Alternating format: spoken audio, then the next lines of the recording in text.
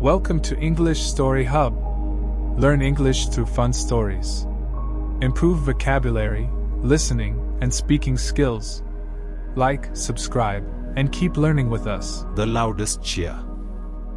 The sun was bright that Saturday morning, the kind of warm gold that makes the air shimmer and the grass smell sweet.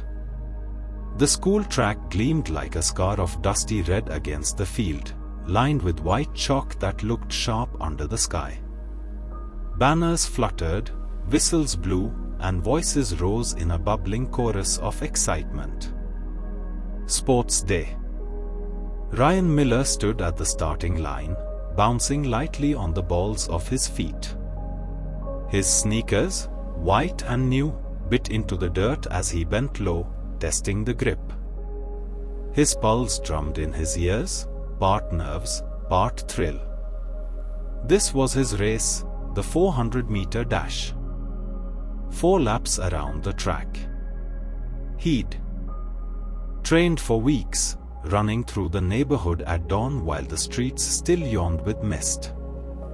And he wasn't just running for himself. His father stood near the bleachers, arms crossed, wearing that look, tight-lipped, sharp-eyed, measuring. Ryan had grown used to that look, the one that said, "Prove me right, son. Prove you're worth the push." Ryan intended to.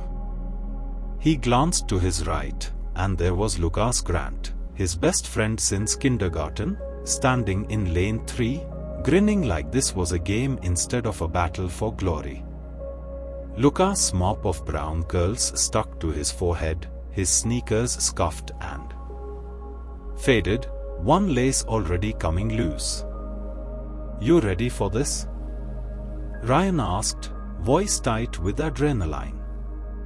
Lucas flashed a crooked grin. "Born ready. Just, maybe not born fast." Ryan chuckled despite himself. That was Lucas, always making light of things, always easy where Ryan was tense.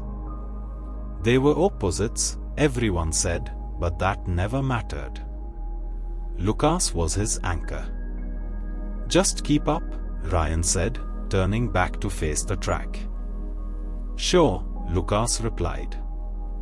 "If I don't trip over my own feet first." Ryan rolled his eyes. Typical. The starter walked to his mark, raising the pistol. "On your marks." Ryan crouched, muscles coiled, breath steady. "Get set." The world narrowed to the white line before him, the pounding in his chest, the smell of chalk and dirt and sunshine. The gun cracked. Ryan exploded forward, his legs pumping like pistons, arms slicing the air. The crowd blurred to streaks of color, the shouts fading into a distant roar. He was flying, no, he was fire, burning down the track. Behind him, he could hear the scramble of footsteps, but they were nothing. He was ahead. This was his race to win. First turn, smooth. Second, faster. His lungs burned sweet, his heartbeat was a drum of triumph. And then, a shout. A thud. Ryan's head jerked back just in time to see Lucas sprawled on the track, one shoe half off, laces trailing. Like a dead snake. Ryan's gut clenched. Keep running. That was the first thought. The only thought that made sense. He was winning. He could see the finish line, gleaming like a promise just ahead. One more push and the race was his. But Lucas was struggling to get up, dirt smearing his knees, blood bright on his palm where he'd skinned it. Ryan slowed. His chest heaved. The finish line loomed closer. He could still make it, still salvage this if he ran now. And yet, Something in his stomach twisted hard, like a fist.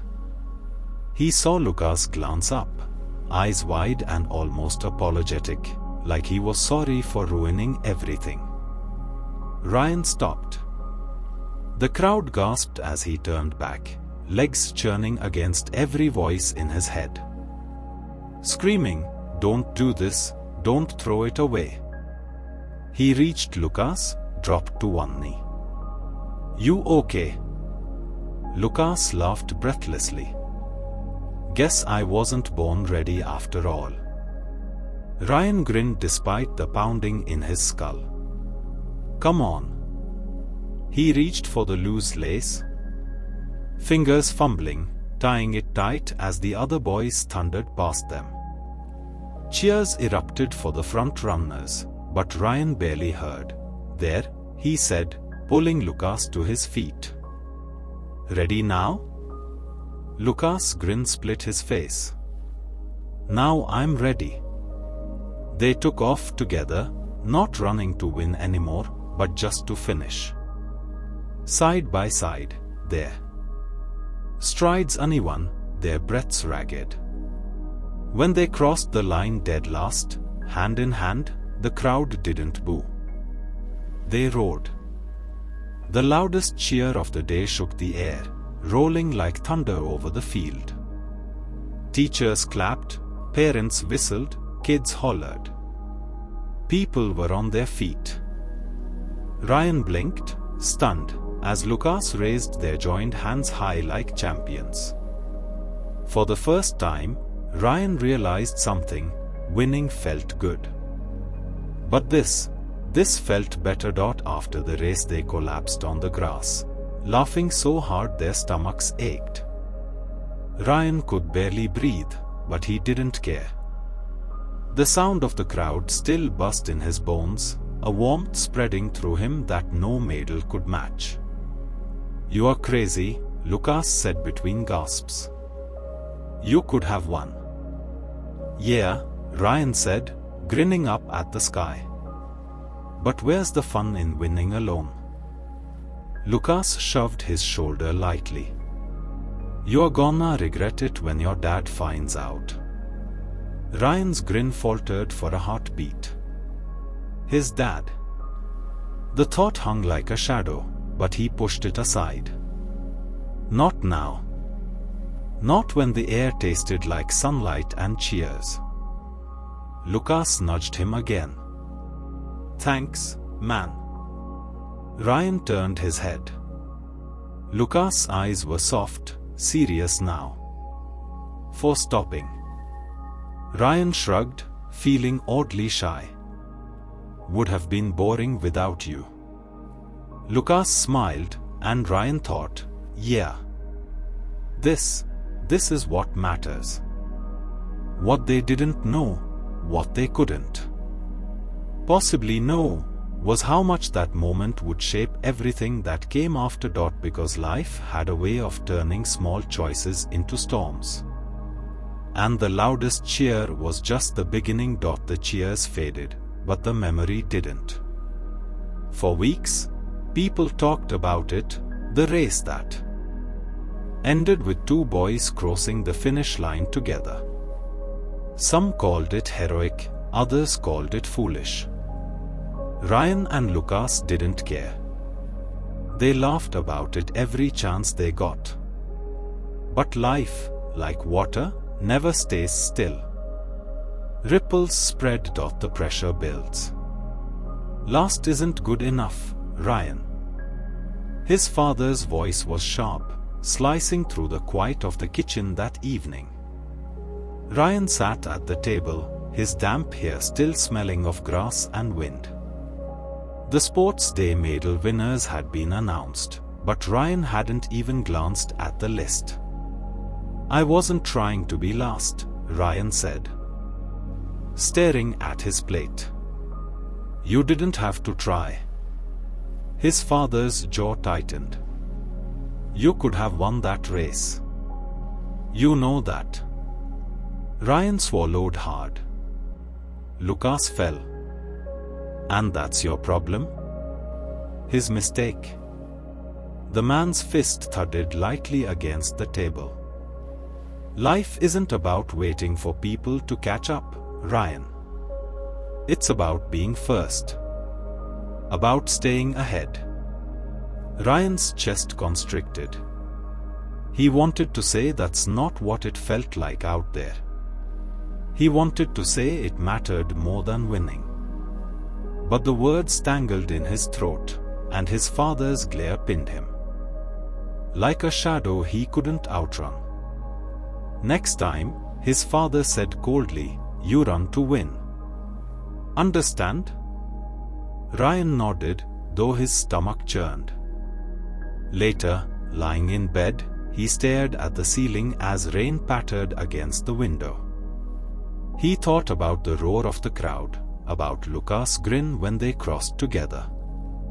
He thought about how good it felt to choose something different, something that wasn't about trophies or glory.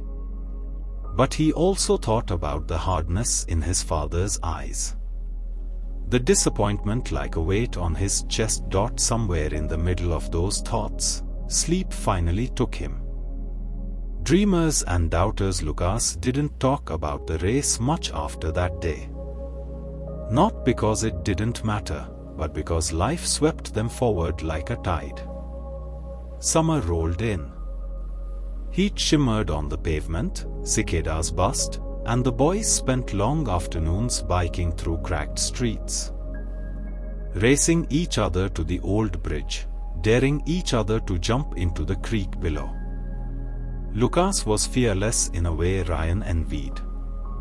He'd leap without looking, climb the highest branches, laugh when the wind howled through his hair. "You ever think about the future?" Ryan asked one evening. As they sat on the bridge, legs dangling over the water. The sun was a smear of orange melting into the horizon. Lucas shrugged, chewing on a blade of grass. "Not really." "Why?" Ryan hesitated. "Just, my dad's always talking about plans. College. Scholarships. He wants me to run track." "Of course he does." Lucas grinned. "You are fast enough to outrun your own shadow." Ryan didn't laugh. "I don't know if that's what I want."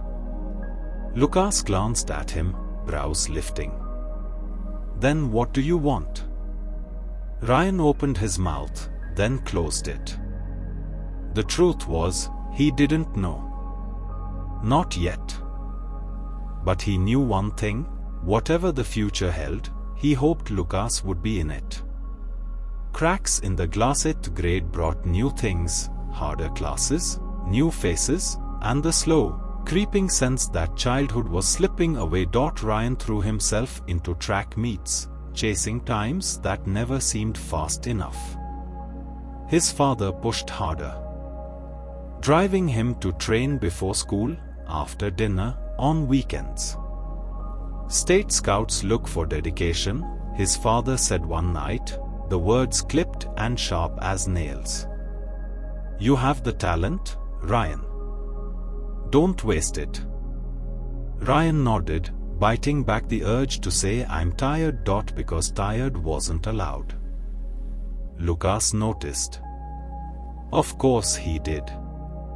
"You are never around anymore," Lucas said one afternoon when Ryan finally showed up at the creek after weeks of excuses. "I've been busy," Ryan said, dropping his bike in the weeds. "Busy running in circles?" Lucas' tone was light, but his eyes weren't. "It's not like that." "Sure looks like that." Ryan bristled. "You wouldn't get it. Try me." Ryan hesitated, words clawing inside him. I need to do this, okay? For my dad." Lucas stared at him for a long moment, then looked away. "Yeah. For your dad." The silence that followed felt heavier than any finish line Ryan had ever crossed. The night everything shifted. It happened in autumn, when the air smelled like burning leaves and the nights grew sharp with frost. Ryan had just finished a late run, lungs raw, legs aching, when his phone buzzed. A text from Caleb. "Did you hear about Lucas?" Ryan's stomach dropped. "What?" "Bike accident. Hospital." The world tilted. Ryan didn't even change out of his track gear. He grabbed his jacket, bolted out the door, and pedaled harder than he'd ever run in his life. When he reached the hospital, the fluorescent lights stabbed his eyes. He found Lucas in a small room, his arm in a cast, bruises painting his skin.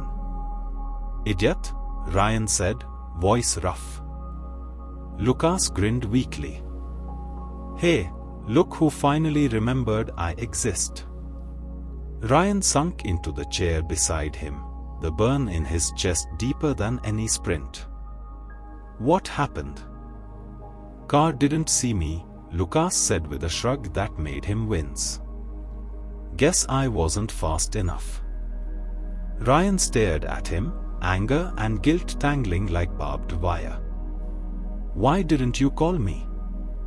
Lucas looked at him then, really looked, and there was something in his eyes Ryan couldn't name. "Would you have come?" Ryan flinched. Lucas smiled faintly, but it didn't reach his eyes. "It's okay. You've got bigger races to run, right?"